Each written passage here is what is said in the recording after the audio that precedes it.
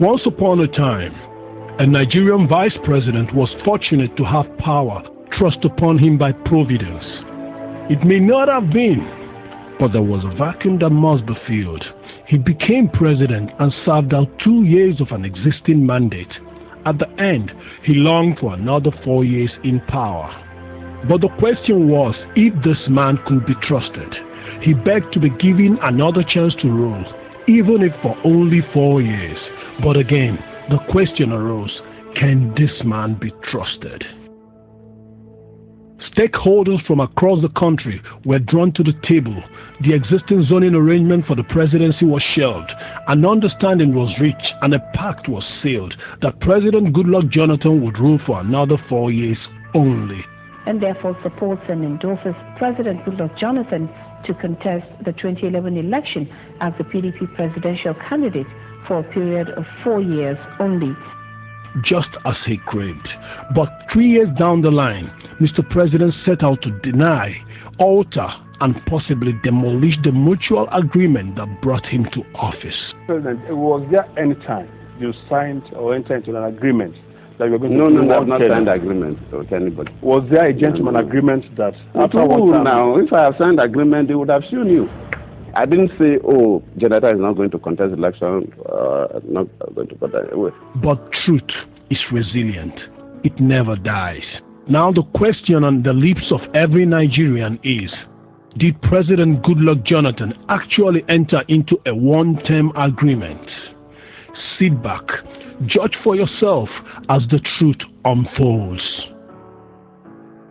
January 31st, 2011. The Nigerian Television Authority in its 9 p.m. network news reported President Goodluck Jonathan's trip to Addis Ababa, where he addressed Nigerians at the Embassy Conference Hall. A very good evening. I'm Mujima Kojola, and reading with me tonight is Muhammad Kuda Wakar. Good evening. President Goodluck Jonathan says he will not contest for the presidency in 2015. The president, who is in Addis Ababa, Ethiopia for the AU summit, he was speaking to Nigerians resident in Ethiopia, most of them working in the African Union and the United Nations. On the 26th of March 2011, at the Eagle Square, Abuja, the then Board of Trustees chairman of the PDP and former president of Nigeria, Chief Olusegun Obasanjo, rendered a glowing commendation to President Goodluck Jonathan for opting to serve for only one term. He even described President Jonathan's resolve as statesmanly. And the president was seated right there with his wife. There is press report that Dr. Goodluck Jonathan has already taken a unique and unprecedented step of declaring that he will only want to be a one-term president. Whether we know it or not, that is a sacrifice, and it is statesmanly. On the 16th of December 2010, the NTA reported the endorsement of a one-term agreement between President Jonathan and 20 PDP governors led by Governor Shema, implying that Jonathan will not contest the 2015 presidential election. Meanwhile, a 3-point communique issued at the end of an emergency meeting of PDP governors said it recognizes the Eradua Jonathan ticket and therefore supports and endorses President Goodluck Jonathan to contest the 2011 election as the PDP presidential candidate for a period of 4 years only. 20 governors signed the communique. Same day, the African Independent Television, AIT, corroborated the report of the one-term agreement between the governors and President Jonathan. Reports just coming in say President Goodluck Jonathan has entered into an agreement with all the state governors of the People's Democratic Party that he will only be in office for 4 years if he wins the party's presidential primaries and the elections. This is the highlight of 2 days of negotiations between the governors and the president in a bid to resolve the contentious issues which stalled the party's National Executive Council meeting for 2 days. July 2011, the president himself echoed the one-term agreement at the PDP NEC meeting shortly after his swearing in, where he said that his tenure will end in 2015. The tenure of Jonathan Goodluck and Nnamdi Tambo will end by 29th of May 2015.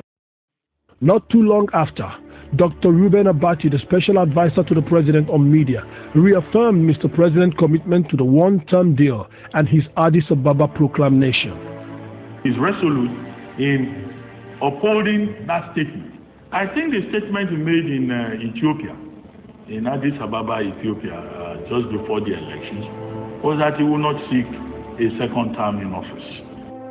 In 2011, the chairman of the Northern Governors Forum, Governor Babangida Aliyu, confirmed the signing of a one-term agreement with President Jonathan in an interactive radio program in Kaduna. And I recall at that discussion, because we were to sign paper confirming, at that discussion it was agreed that President Jonathan will serve one term. And we all signed. December 15, 2010, at the PDP NEC meeting, NEC agreed that President Jonathan can only complete the remaining 4-year second term of the Yaradua-Jonathan mandate. This NEC stipulated as precondition for supporting Jonathan in 2011. If this president was alive today, we will not be contesting his right to run for a second term under our national constitution. It will be his entitlement. That being the case, the party believes rightly that Dr. Goodluck Jonathan, who is part and parcel of that mandate, has the right to contest the remaining of that joint ticket in 2011. In 2013, the former president maintains that President Jonathan indeed agreed to a one-term deal.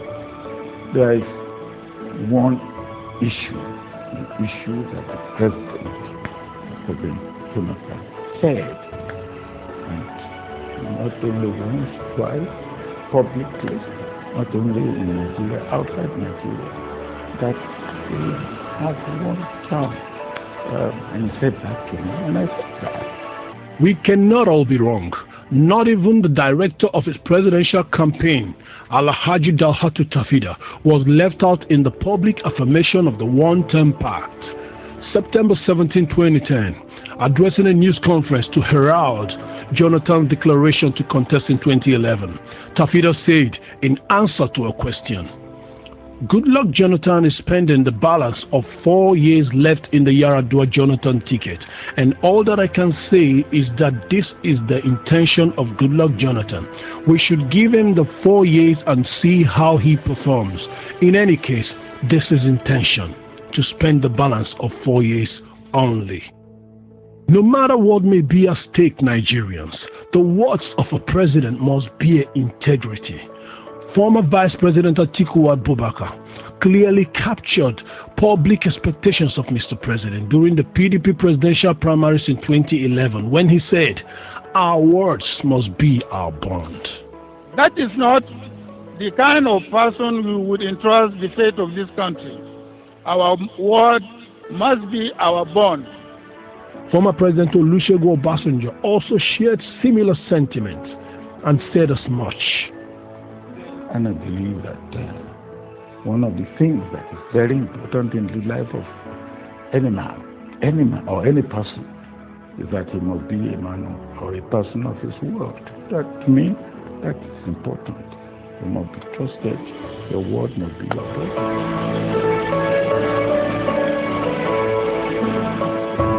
The president was silent when the PDP NEC agreed to a one-term pact with him. He was silent when Obasanjo commended him for opting to serve for one term only. He was silent when NTA reported his agreement with the 20 governors to run and serve for only one term. He was silent when the AIT also reported the one-term pact. And of course, he was silent when his media aide Dr. Reuben Abati and campaign DG Alhaji Dalhatu Tafida affirmed that he was serving just one term. And the question is, would the stakeholders who agreed to back him in 2011 have done so if they knew he was actually planning to be in office for 10 years? This is a clear case of a mandate obtained by deceit. When barefaced lies become instruments of governance, leadership is imperiled. Nigerians, is this the leader we deserve? Let your votes respond to these lies. Truth never dies. This message is supported by the PDP Stakeholders Forum, Lawyers in Defense of Democracy, and the National Youth Leaders Council.